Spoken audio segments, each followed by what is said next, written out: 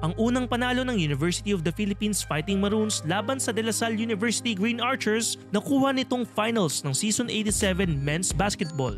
Bagamat talo ang UP sa dalawang pagkikita nila ng La Salle sa elimination round, nakaisa naman ng Fighting Maroons sa Green Archers sa finals.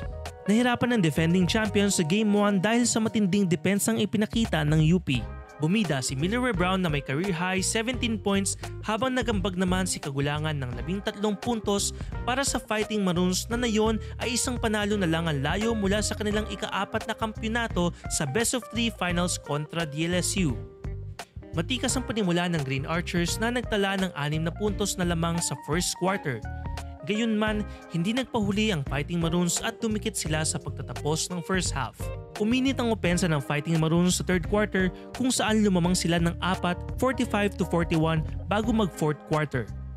Naibaba ng DLSU ang lamang at natabla ang score sa 45-all sa 2 minutes and 30 second mark ng third quarter, ngunit muli itong binawi ng UP sa score na 54-50.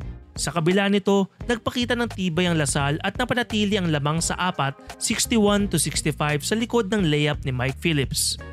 Ngunit hindi natinag ang Fighting Maroons sa huling minuto at nakuhang mahalagang panalo kontra Green Archers.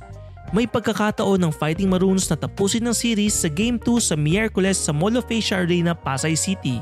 Makabawi pa kaya ang La Salle o tuluyan ng aangkinin ng UP ang titulo? Let us know your thoughts in the comments below.